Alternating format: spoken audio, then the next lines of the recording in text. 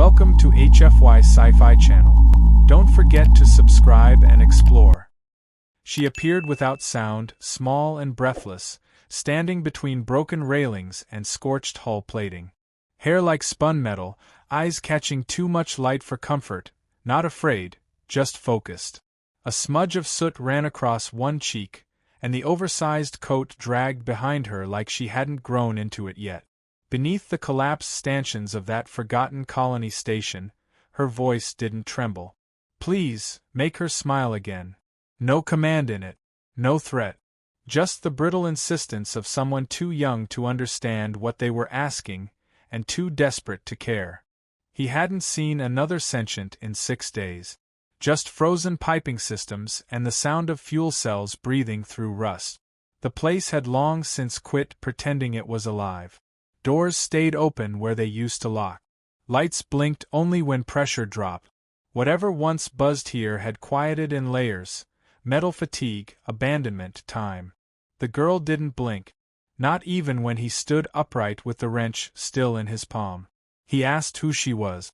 She said she lived here.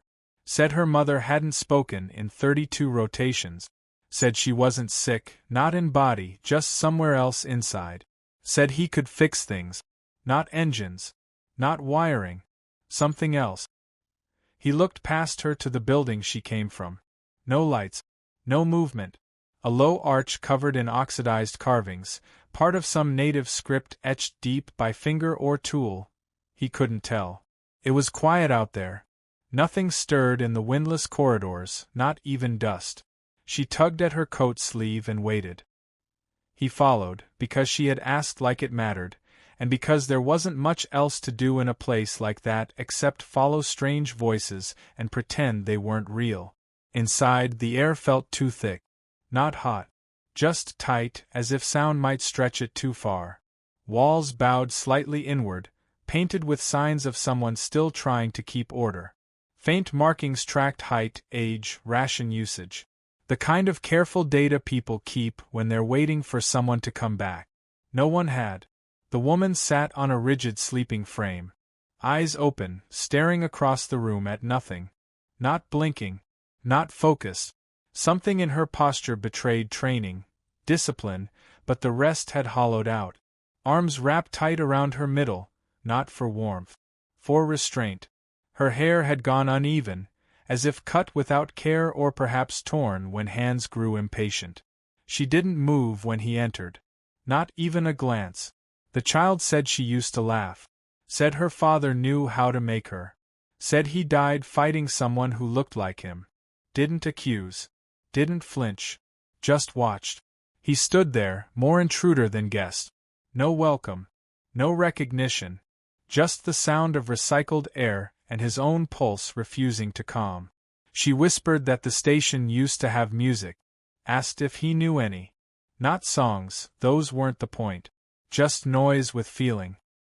He nodded without knowing why. She smiled. Not wide. Not triumphant. Just the smile of someone who'd gambled everything on a stranger and thought, maybe, it wasn't wasted. And he understood then. She didn't want a soldier or a protector. Didn't want someone to fix the world or rewrite what had happened. She wanted someone who could stand in the middle of silence, not break it, and still be real. Someone whose presence might remind a broken woman that not every human was a monster. So he stayed.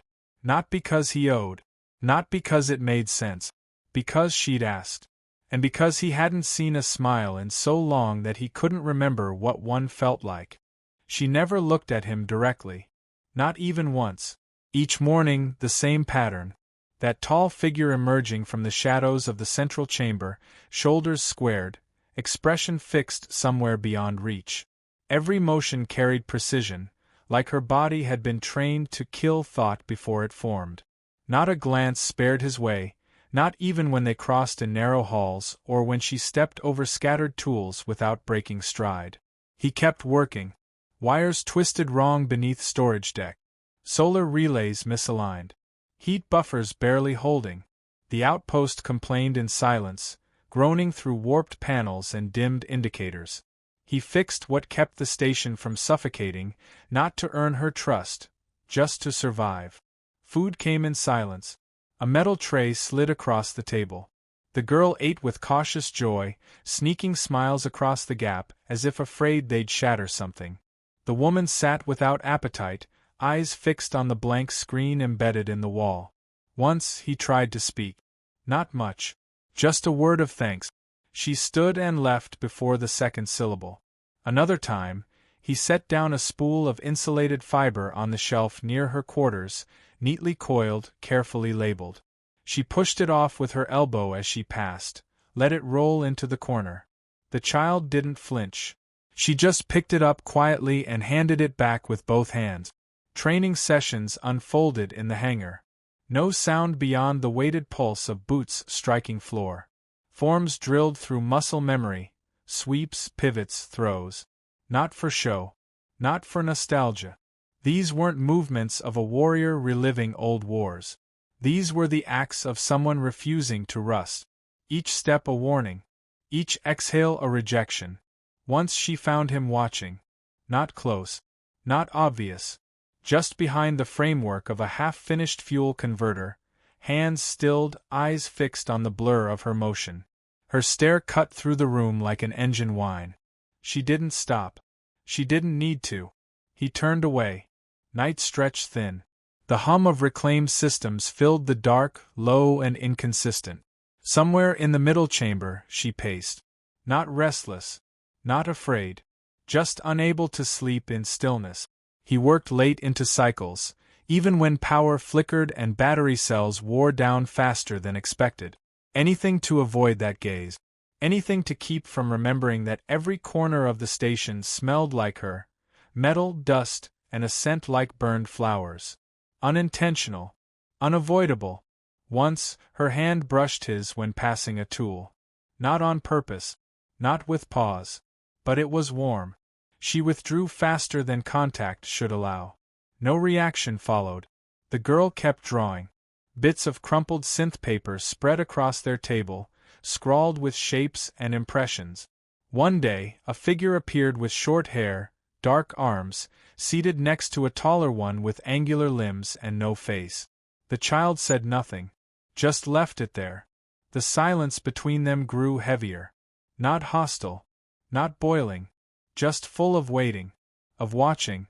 Every attempt he made to leave a trace, to help without being seen, met the same wall. A towel moved closer to her bunk. Rejected.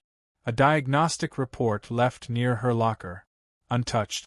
A fixed door she no longer needed to push twice. Unacknowledged. She had seen too many hands like his, maybe. Too many faces behind helmets. Smiles that carried triggers. Promises made under smoke. Yet she allowed him to stay. Not because she wanted him there. Because the child had asked. He could feel her judgment in every breath of recycled air. In every shift of her body across a room too narrow to avoid brushing past. She never hit. Never shouted. Never accused. Just moved with the weight of someone holding something back, and he couldn't tell if it was rage, grief, or something deeper. The girl laughed once when he dropped a wrench on his foot. It startled her mother. No scowl. No threat. Just the smallest twitch at the corner of her mouth, not even close to a smile, more like a reaction caught too late to suppress. That moment passed without a word. He kept waking before the lights reactivated. Not because he had to. Because there was something in the tension of that place that wouldn't let him sleep. Every wall hummed with unspoken things, and still she let him stay.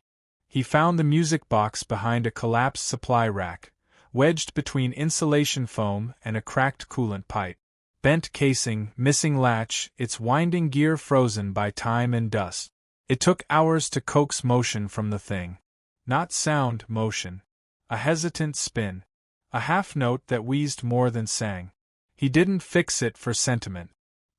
He fixed it because something about the silence in that outpost had begun to ache. When he placed it on the table during evening rations, no one touched it.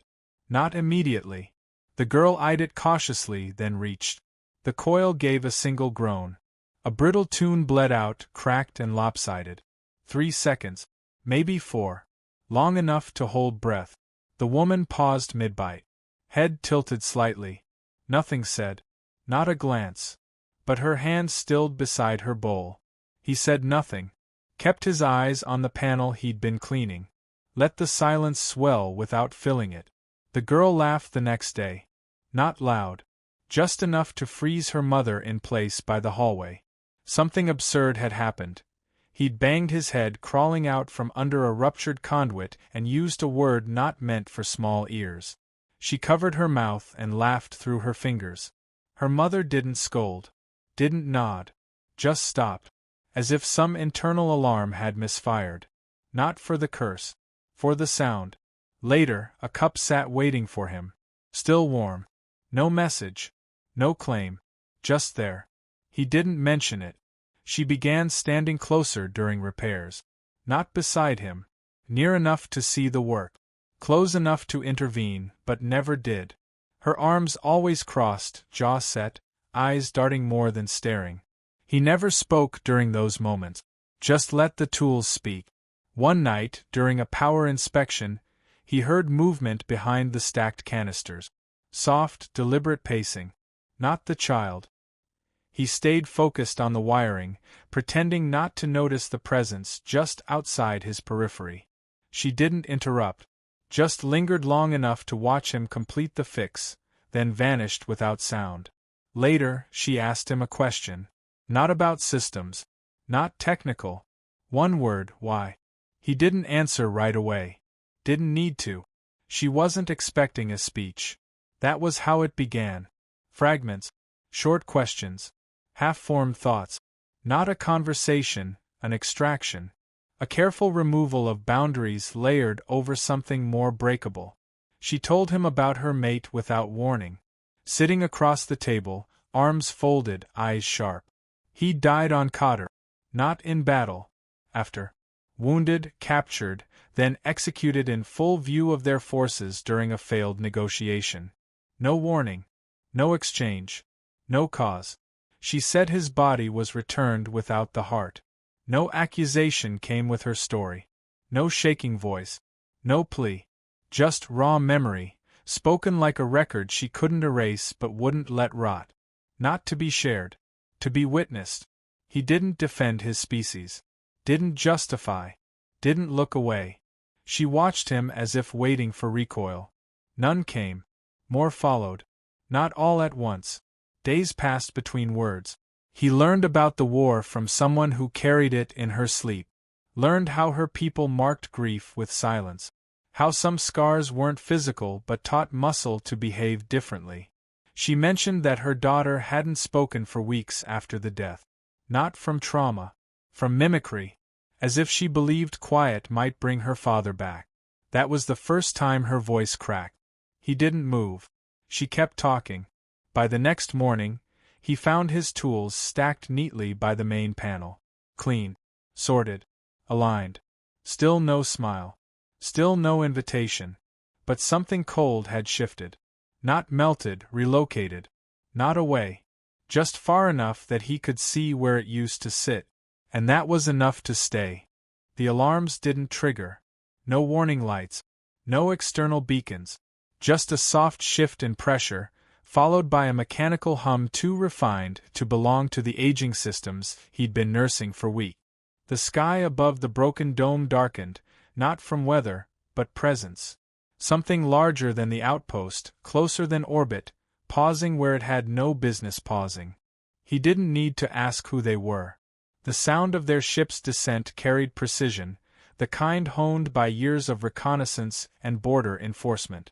No wasted movement. No accidental power surge. Only intent. She was already standing at the entrance when he reached the loading bay. Arms behind her back. Eyes locked upward. No tension in her shoulders. No outward alarm. Yet something in the air told him she hadn't planned for this. They landed close. Too close. Landing pads scraped into soil that hadn't been disturbed in years. The wind kicked up by their descent coated the corridor with grit and loose foil. He shielded the girl without thinking. She didn't speak, just clutched his wrist with fingers that trembled beneath the surface. The ramp dropped slow. Boots hit the ground without rhythm. 6 figures. All armed. No helmets. No greetings. Not needed. The one at the front wore the same insignia once etched above the woman's quarters. Same shape. Sharper paint. He looked like someone who used to follow orders. Now he gave them. He asked for the human. No threat. No shout. Just expectation. She didn't answer. Just stood there, unmoved. The man tried again. Said regulations required custody. Said proximity to an unvetted species on a dormant military outpost violated peace terms. Used her name like it still held weight. She stepped aside. Not back. To the side. They saw him. They saw the girl. The rifles didn't rise, but hands hovered near triggers. He stepped forward slowly. No fear. No resistance. Just the awareness that nothing good came from hesitation in front of men trained to see hesitation as intent. He said he would go. The girl made a sound like something breaking from the chest. Not words. Not scream. Just the sharp sound of a child losing too much, too quickly. He didn't look back. Until she moved. Not the child. The woman. She didn't raise her voice. Didn't touch her weapon. She stood between him and the patrol, body loose but unmoving, arms still down, head held high. Words came. Not commands. He made her laugh. No preamble. No defense. No explanation. Silence followed. Not confusion. Recognition. The soldier stared. Mouth barely open. Fingers no longer near the holster. He asked if she was protecting him. She said nothing. Another asked if the human was armed. She didn't answer. The rifles lowered. Tension didn't. But they left. No orders barked. No glances exchanged. Just the quiet withdrawal of men who understood they no longer had permission to act. When the engines lifted the dust again, no one moved. Not until the sky cleared. Not until sound faded. She turned without speaking and walked back into the station. The girl didn't follow. Just stood there, eyes wet, hands still wrapped around his. He stayed. Because she'd stood. Because that silence had spoken louder than anything he'd ever heard. The quiet changed after they left. Not the silence of tension or survival, but something that sat lighter on the air, like pressure released from an unseen valve. No alarms. No drills.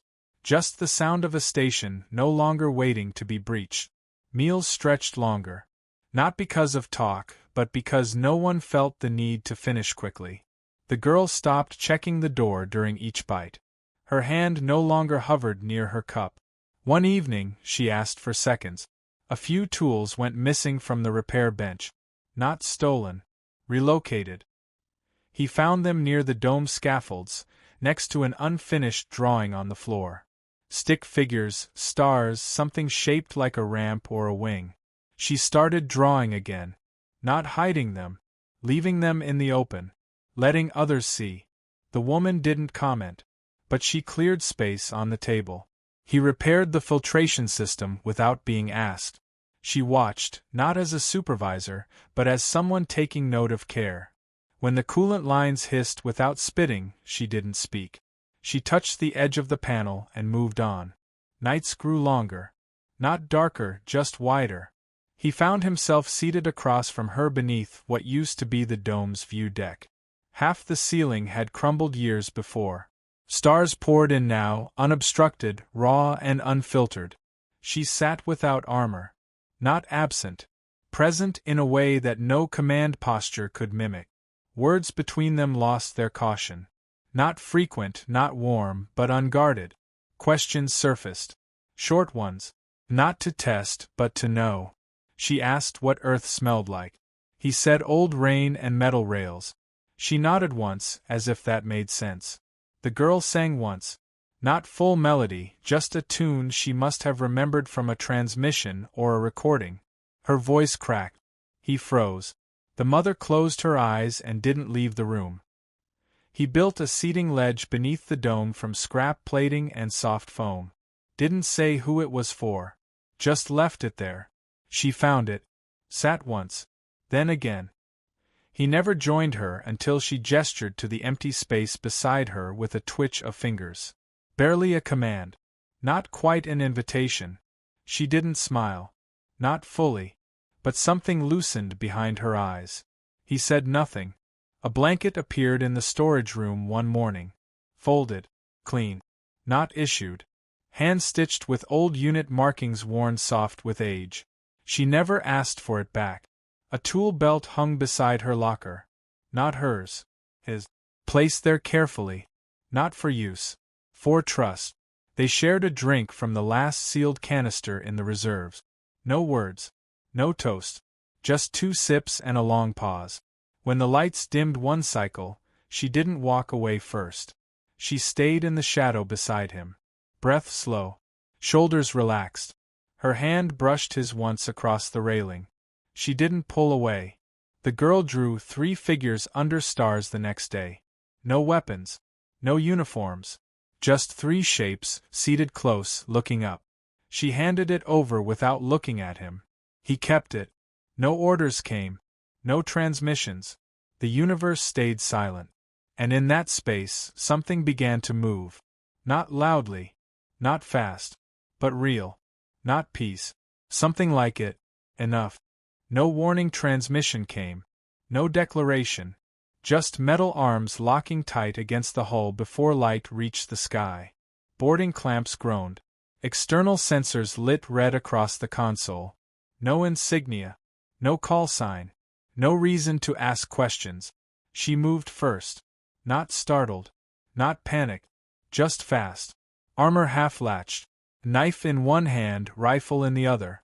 Her steps were soundless across the steel walkway. He dropped his tools without thinking. Hands already moving toward the subhatch. No need for instructions. No time to confer. One glance through the observation slats told him what kind of visitors had arrived. Too many signatures. Wrong configuration. Not patrol. Not allied. Attack. The girl locked herself in the inner conduit chamber, silent and waiting. Not a scream. Not a cry. Just eyes through the blast glass, wide but trusting. Power failed across 2 decks. Lights snapped to emergency dim. Gravity wavered for a moment, then surged back under strain. He crawled through venting shafts with a coil pack in one hand and a burst detonator in the other. Hands scraped raw on support beams. Breathing sharp and irregular. Every movement under that floor felt heavier than it should. They were already inside. She was on the bridge when the first shot tore through the station's outer ring. Not ducking. Not hiding. Standing at the helm like she'd never left it. The wagon came to life under her touch. Engines dormant for years screamed as fuel lines surged. Control systems lagged under age but obeyed. Warning icons multiplied across the interface. She swatted them away without hesitation. Shields up. Rear propulsion active. Internal defense systems routing. He rerouted power from hydro support to shield buffering. Lost oxygen in the medbay doing it. Worth the trade. 2 attackers breached through the lower corridor. He saw their shadows from beneath the catwalk. He dropped the detonator into the coolant trench without checking the timer. Pressure dropped by 15%. Bulkhead collapsed. The fire caught. She turned the ship. Not to flee. To strike. Turret systems deployed like claws from the undercarriage. Old tech. Feral targeting. No grace. Just raw tracking and brutal punch. The first enemy ship buckled under direct impact from a mass driver round. Fragments scattered into the upper stratosphere. A second vessel veered. Mistake. She throttled forward. Collision range. No standoff. No missiles. They fired. The station groaned under kinetic shock. He took the blast in section D9.